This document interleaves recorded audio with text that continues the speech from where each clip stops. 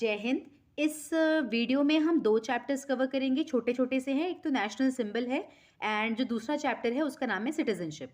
तो पहले चैप्टर का पहला क्वेश्चन है कि नेशनल एनिमल क्या है हमारे कंट्री का? याद रखिएगा, लायन नहीं है, ये टाइगर है। Tiger Panthera tigris Linnaeus is the national animal of India. और इसको जब डिक्रीजिंग पॉपुलेशन थी 1973 में हमने टाइगर कंजर्वेशन प्रोजेक्ट स्टार्ट किया था। 1973 में, ईयर याद रखिएगा।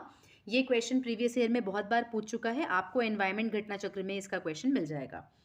विच इज़ द नेशनल फ्लावर? तो नेशनल फ्लावर जो है हमारा है लोटस, सनफ्लावर नहीं है, याद रखिएगा। साइंटिफिक नेम है न्यूलम्बो न्यूसिफेरा। फिर है नेशनल बर्ड क्या है? तो नेशनल बर्ड है हमारी कंट्री की पीकॉक। ठीक है, साइंटिफिक नेम है Pavo cristatus. It is notable that कि हमारा नेशनल ट्री क्या है? तो बैनियन है। इसको आप एक साथ में नोट करते चलिएगा लाइन से। जो ट्री है वो बैनियन है, फ्रूट है मैंगो है, नेशनल मोटो है सत्यमेव जयते। मुकंद उपनिषद से लिया गया था। Inscribed in the script at the base of the national emblem के बेस में लिखा गया है। Adopted at the national emblem from lion capital of Ashoka, है ना, वहाँ से लिया गया था। कहाँ अशोका कैपिटल हमें कहाँ मिलता है? ये सारनाथ वाराणसी में मिलता है। जो गैंगिस रिवर डॉल्फिन है ये हमारी नेशनल एक्वेटिक एनिमल है। ये यूपीएससी में पूछा गया है प्रीवियस ईयर में। Which is the national bird of India? तो पीकॉक जस्ट देखा है हमने।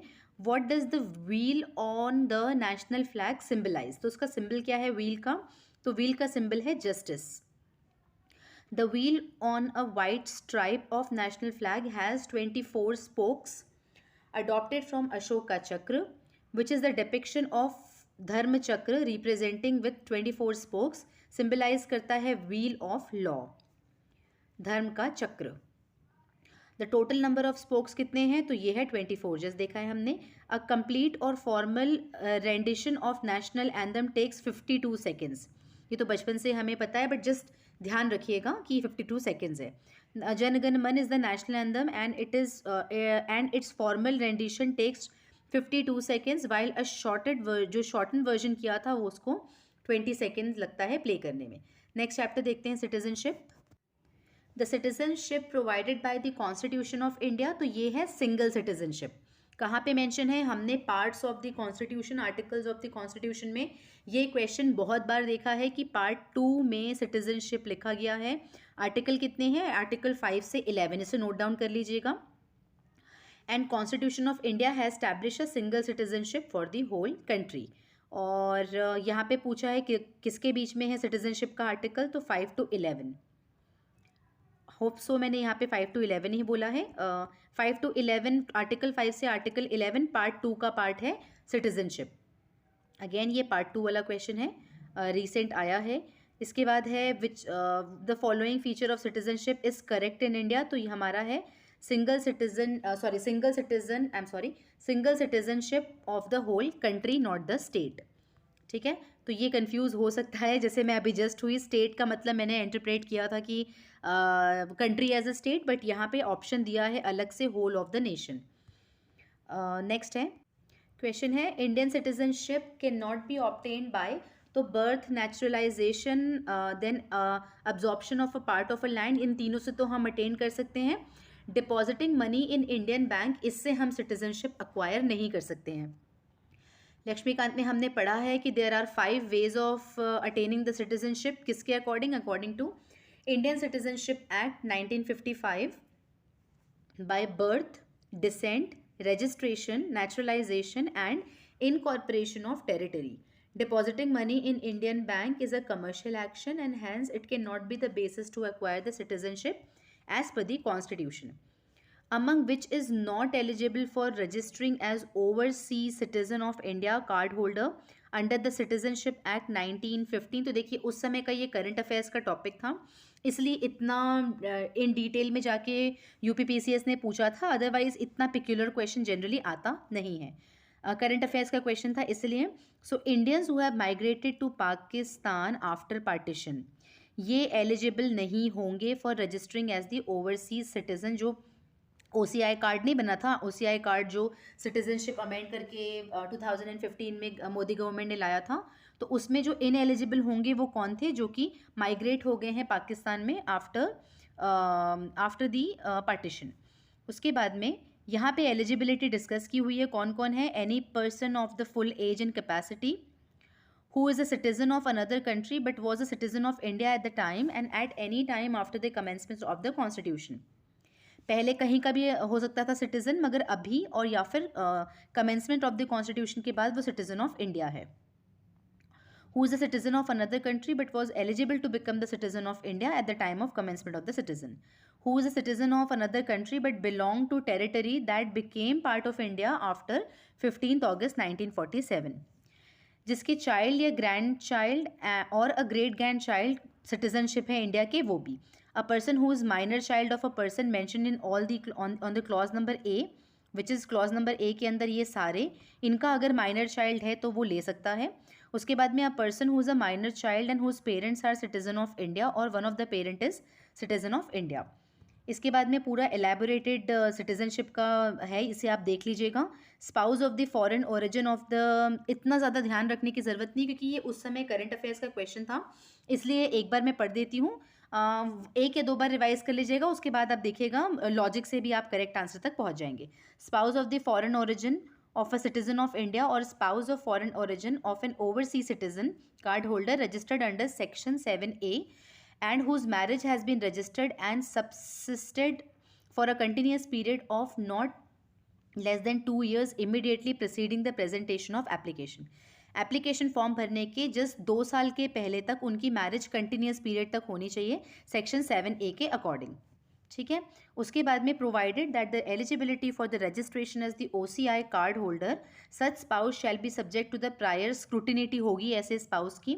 इसके अलावा no person who or either whose parents or grand parents or great grand parents is or had been citizen of Pakistan. अगर ये कोई केस है तो उसका अगर स्पाउस भी है या फिर डायरेक्ट सिटीजनशिप के लिए अप्लाई करें या स्पाउस के लिए भी, तो भी हमारे कंट्री में उसकी OCI के लिए एलिजिबिलिटी नहीं है. बांग्लादेश और such other countries the central government may by notify in the official gazette. याद रखिएगा ये पार्लियामेंट नहीं है, ये power central government, citizenship amendment act जो है वो सेंट्रल गवर्नमेंट को पावर देता है, ना कि पार्लियामेंट को. ठीक है, कि नोटिफाई करें in the official gazette specifying की हु शैल और who shall not be the eligible for registration as an OCI card holder under the section 7A. उसके बाद दिखा है कि so person who is migrated to Pakistan after partition is not eligible to register as an OCI citizen. फिर यहाँ पे है next question, a citizen of India who lose his और हर सिटीजनशिप, अगर उसने सिटीजनशिप रिनाउंस की है या voluntary acquires the citizenship of another country, because हमारी कंट्री में सिंगल सिटीजनशिप है. ठीक है, अगर आपने USA या UK की सिटीजनशिप ले ली है तो फिर आप एलिजिबल नहीं होंगे. Marriage a citizen of another country, तो ऐसा नहीं है. If you married to some other citizen आप तब भी continue to be the citizen of India provided you have not accepted the citizenship of the other country. And the one who criticises the government, तो ये तो कोई ground नहीं है. ठीक है, उसके बाद आते हैं, इसमें बहुत सारे स्टेटमेंट दिए हुए हैं, तो अगर हम एक्सट्रीम वाले को निकाल देते हैं, जैसे कि neutralise citizen of India can never be deprived of the citizenship, ऐसा नहीं है. तो ये 3 तो इनकरेक्ट हो गया, तो ये दोनों अगर हमको हटाते हैं और ये वाला भी ऑप्शन हटाते हैं तो we will reach to the right option. हम ऑप्शन को रीड कर देते हैं बॉक्स से.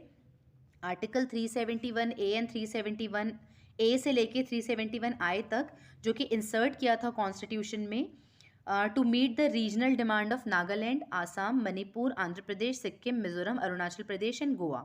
This is there is a provision of dual citizenship in united state of America, और हमारे इंडिया में ऐसा कोई प्रोविजन नहीं है. Naturalize citizen may deprived of the citizenship according to the section 10 of the citizenship act 1955. Which country accept the policy of dual citizenship? तो ये है USA. Which of the following is competent to prescribe condition for acquisition of citizenship? तो acquisition of citizenship का जो condition है ना, वो condition कौन prescribe करता है? Parliament. ठीक है, तो under Article 11 of the Constitution declares the Parliament shall have the power to regulate the right of the citizenship by making a law and by exercising this power. So basically constitution में parliament को ही दिया था कि वो by law ऐसा कोई law बना दें जिससे वो सिटीजनशिप की पावर को एक्सरसाइज कर सके. तो उन्होंने फिर लॉ बनाया और लॉ का नाम क्या था? Citizenship act 1955. इस लॉ के तहत उन्होंने it gave a provision for acquisition and termination, और जिसके अंदर सेंट्रल गवर्नमेंट को ये पावर देता है। तो बेसिकली कॉन्स्टिट्यूशन में पार्लियामेंट को ही पावर दिया गया था और ये बोला गया था कि वो लॉ बना सकते हैं, और ये उन्होंने किया। 1955 को लॉ बनाया, लॉ पास हुआ, एक्ट बना, और एक्ट बनने के अंदर उस एक्ट के अंदर सेक्शन 18 में सेंट्रल गवर्नमेंट को पावर दिया जाता है ऑफ द सिटीजनशिप एक्ट कि made the citizenship amendment rule, और जिसके अंदर कि हम जो भी हमारे टर्म्स एंड कंडीशन है, जैसे कि हमने ये वाले बॉक्स में भी पढ़ा था कि सेंट्रल गवर्नमेंट नोटिफिकेशन दे सकता है कि कौन एलिजिबल होगा ओसीआई के लिए, उसी तरीके से सिटीजनशिप के लिए भी central government can exercise the power under this section, जिसके अकॉर्डिंग उन्होंने सिटीजनशिप अमेंडमेंट रूल लेके आया था 2009 को। और जो रिसेंट वाला जो CAA लेके आया ना, CAA कानून जिसके कारण बहुत हंगामा हुआ था, वो भी इसलिए लेके आया है क्योंकि पार्लियामेंट ने सेंट्रल गवर्नमेंट को ये पावर दी है अकॉर्डिंग टू द एक्ट, तो वो स्टैट्यूटरी में ही है हमारे। अब इसी को ध्यान में रखते हुए जो कंफ्यूजिंग वाला क्वेश्चन था CGPSC का कि who among the following has the exclusive power to determine the issue of citizenship in India, तो इसमें यहाँ पे सेंट्रल गवर्नमेंट के साथ साथ अलॉन्ग विद दैट हमारे पास में पार्लियामेंट भी को भी पावर है, और पार्लियामेंट अगर बोलोगे तो लोकसभा और प्रेसिडेंट तो पार्लियामेंट का पार्ट है ना, इसलिए यहाँ पे स्टार मार्क लगा हुआ है। So article 11 states that parliament can make provision with respect to the acquisition and termination of citizenship. The central government can also make rules by exercising it power under article 18 जो हमने ऊपर cover किया है of citizenship act 1955, but only parliament has the exclusive power to determine the issue of citizenship in India. Hence, none of the option above is correct. How many years does a person of Indian origin need to reside in India to become a citizen of India under the Act 1955? तो इसका correct option है 7 साल। ये detail में आपको लक्ष्मीकांत ने भी बहुत अच्छे से दिया हुआ है all the condition. To acquire the citizenship by registration under Section 5 subclause 1, Section 5 subclause 1, I think subclause A ही बोलते हैं, I am not sure how to read this। तो 5(1)(a) के अंदर under Citizenship Act 1955, the person of Indian origin must be ordinary residing in India for 7 years. When was the citizenship bill passed by the parliament? तो ये था 11 December 2019। इन dates को अभी भी आप नोट कर लीजिएगा, यू नेवर नो, अगर रिपीटेड क्वेश्चन में भी आ जाए तो आप ये मत समझिएगा कि पुराना न्यूज़ है तो हो सकता है दोबारा पूछ लें। तो 11 दिसंबर 2019 को राज्यसभा ने इसे पास किया था with 125 votes in favour and 99 in against. The bill was passed by Lok Sabha on 9th December, तो 9th को लोकसभा, 11th को Rajya Sabha. The bill amends the citizenship 1955 for the first time, will grant citizenship based on the religion to non-Muslim community from Afghanistan, Bangladesh and Pakistan who entered India on or before 31st December 2018. When was Citizenship Act was passed? So it was passed on 11 December 2019. With reference to India, consider the following. There is only one citizenship and one domicile. फिर second option है, a citizen by birth only can become the head of the state, ऐसा नहीं है। And a foreigner once granted the citizenship can not be deprived, ये भी नहीं है। तो option 1 is the correct option. In India we have citizenship that is a person can have only one citizenship, also at a particular time a person can have only one domicile. ये दोनों याद रखिएगा, ये भी मुझे नहीं ध्यान था, अभी जस्ट पढ़ते पढ़ते ध्यान आ रहा है। आई थॉट कि सिटीजनशिप ही होता है बट डोमिसाइल भी है। The concept of citizenship has been adopted in India from the British constitution of United kingdom, इसलिए ऑप्शन नंबर 1 करेक्ट है। और बाकी जो चीज़ें हैं इसको आप एक बार देख लीजिएगा, ये सारी इन्फॉर्मेशन आपको लक्ष्मीकांत में भी रिपीटेड है।